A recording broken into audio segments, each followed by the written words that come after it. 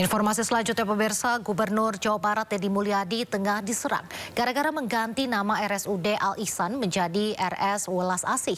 Mereka yang tidak setuju menyebutnya seolah-olah anti-Islam. Soal tuduhan anti-Islam karena keputusannya, KDM menyebut pergantian nama dilakukan setelah rumah sakit berubah status menjadi milik Pemprov Jawa Barat. Menurut KDM, penamaan baru ini lebih sederhana dan mudah dimengerti warga. Nama baru rumah sakit juga dianggap lebih mengutamakan kearifan lokal. KDM menegaskan kebanyakan para pengkritiknya orang Jakarta. Yang lain yang nanti kita bicara dengan namanya sudah sesuai dengan daerahnya, ada masalah. Kayak pelabuhan Ratu ya kita ada. Melantik 60 pejabat administrator dan pengawas di lingkungan Pemprov Sumatera Utara, Gubernur Sumatera Utara Bobi Nasution meminta beberapa hal penting kepada para pejabat barunya, salah satunya tidak korupsi. Pesan untuk tidak korupsi ini disampaikan Bobi saat berpidato di hadapan 60 pejabat pemerintahan yang dilantiknya.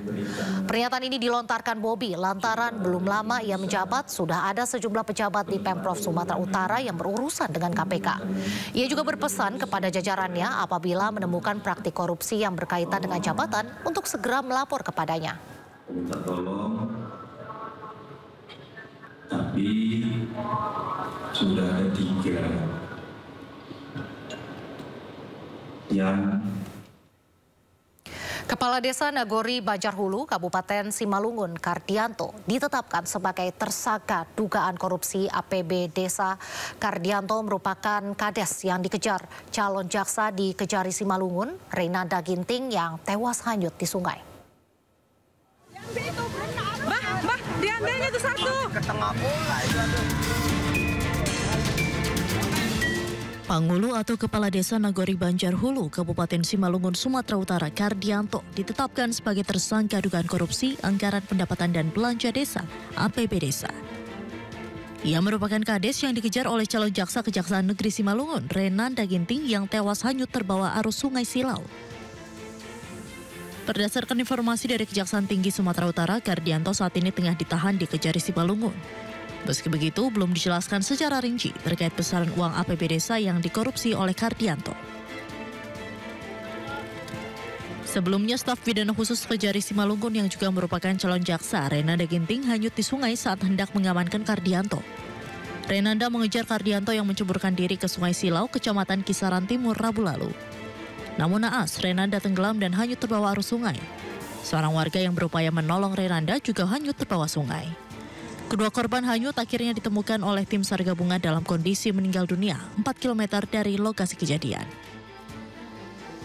Tim Liputan iNews melaporkan. Pemirsa, 2 senjata api jenis Baretta dan 7 peluru ditemukan KPK saat menggeledah rumah mantan Kepala Dinas PUPR Sumatera Utara Topan Ginting. Perbakin Medan menyatakan senjata tersebut digunakan Topan untuk keperluan bela diri. Topan juga tercatat sebagai Ketua Perbakin Kota Medan.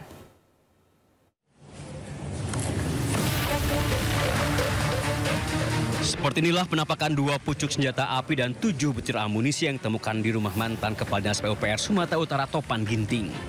2 senjata api jenis Beretta ini ditemukan KPK setelah menggeledah rumah Topan Rabu 2 Juli lalu.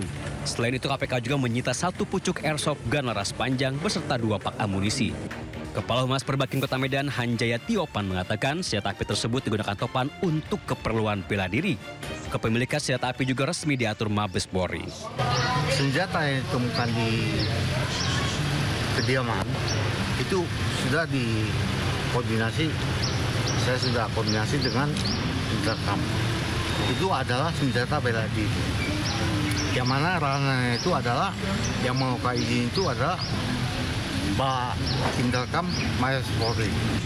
Beliau ini masih aktif sebagai Ketua Harian Perbakin Kota, Ketua Harian Perbakin Kota Medan.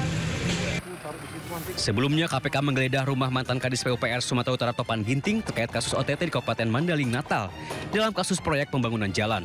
KPK terpaksa membongkar paksa rumah Topan lantaran gerbang dan pintu rumah mantan PLT Sekda Kota Medan itu terkunci. Selain menemukan 2 pucuk senjata api dalam penggeledahan yang lokal selama 7 jam, KPK juga menyita uang 2,8 miliar. Tim Liputan iNews melaporkan.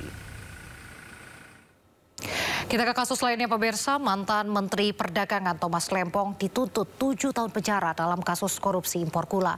Jaksa menyebut hal yang memberatkan Tom karena Tom merasa tidak bersalah dan tidak mengakui perbuatannya.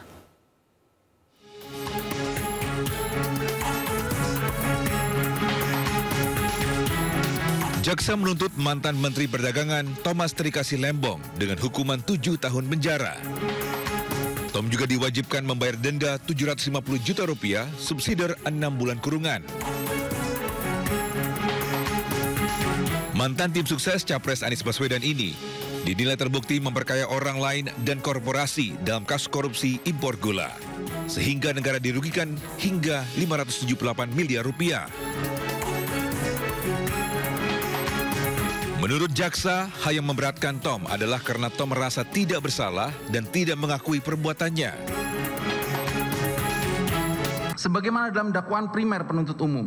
2. Menjatuhkan pidana terhadap terdakwa Thomas Trikasih Lembong oleh karena itu dengan pidana penjara selama 7 tahun. Dikurangi selama terdakwa berada dalam tahanan sementara. Dengan perintah agar terdakwa tetap ditahan. 3. Menjatuhkan pidana terhadap terdakwa Thomas Trikasih Lembong sejumlah Rp750 juta dengan ketentuan apabila denda tidak dibayar maka diganti dengan pidana kurungan selama 6 bulan. Sementara itu, Tom Lembong menilai tuntutan jaksa mengabaikan fakta-fakta persidangan. Kita baru mendengarkan pembacaan tuntutan dari jaksa penuntut umum. Ya, saya terheran-heran dan kecewa ya, karena tuntutan yang dibacakan sepenuhnya mengabaikan 100% dari fakta-fakta persidangan. Ya. Jadi saya tentunya tadi mendengarkan dengan cermat, saya juga mencatat dengan teliti. Ya. Pembacaan surat tuntutan tersebut ya, dan saya cari-cari di mana ada penyesuaian-penyesuaian dari dakwaan ke tuntutan yang mencerminkan fakta-fakta persidangan yang sudah diungkap dalam kurang lebih 4 bulan persidangan, 20 kali sidang, tapi satu pun saya tidak temukan. Nah, hanya Tom Lembong, mantan Direktur Pengembangan Bisnis PT Perusahaan Perdagangan Indonesia Charles Sitorus, dituntut 4 tahun penjara dalam perkara yang sama. Dari Jakarta, Tim Liputan iNews melaporkan. Di persidangan sebelumnya, Tom Lembong terus mengklaim dirinya tidak bersalah dalam kasus korupsi impor gula. Tom juga makan 1 sendok gula di hadapan majelis hakim untuk menyagah keterangan jaksa yang menyebut gula rafinasi berbahaya. Mantan Menteri Perdagangan Thomas Trikasih Lembong memakan 1 sendok gula rafinasi di hadapan majelis hakim. Tindakan ini dilakukan Tom saat diperiksa sebagai terdakwa kasus korupsi impor gula di Pengadilan Tindak Pidana Korupsi Jakarta. Tom dan tim kuasa hukumnya juga menunjukkan perbedaan gula kristal putih, gula kristal merah, dan gula kristal rafinasi. Tom ingin menyanggah pernyataan jaksa yang menyebut gula rafinasi berbahaya jika dikonsumsi masyarakat.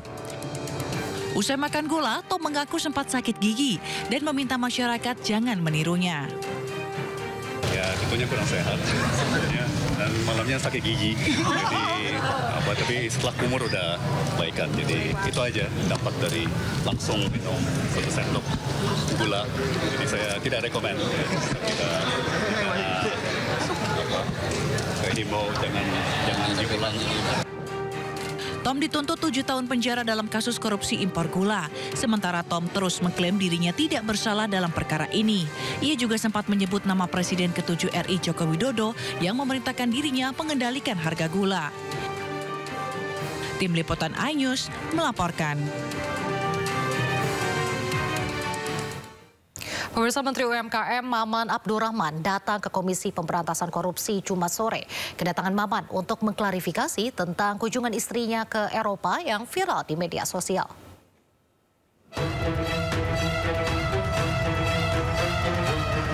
Jumat sore, Menteri UMKM Maman Abdurrahman datang ke KPK.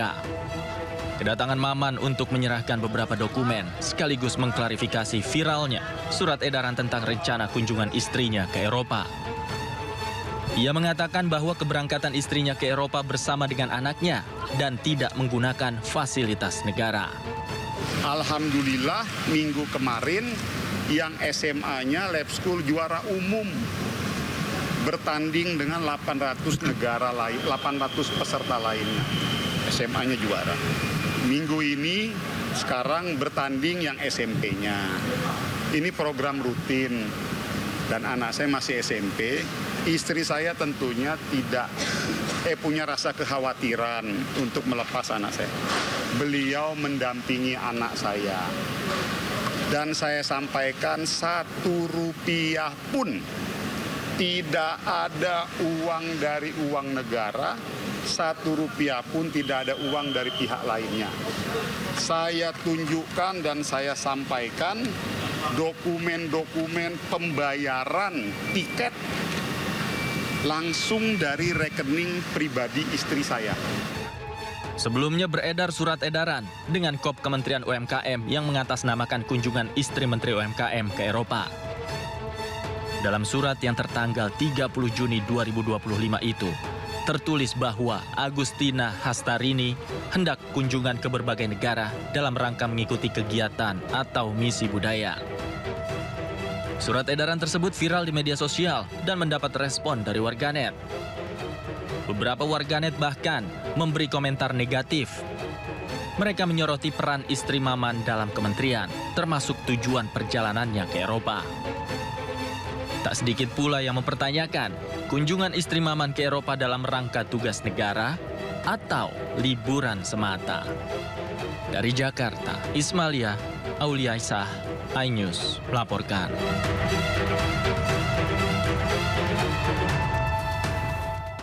Ribuan wisatawan memadati Pantai Carita Pandeglang, Banten. Informasi yang usai jeda tetap di Sindo Sore.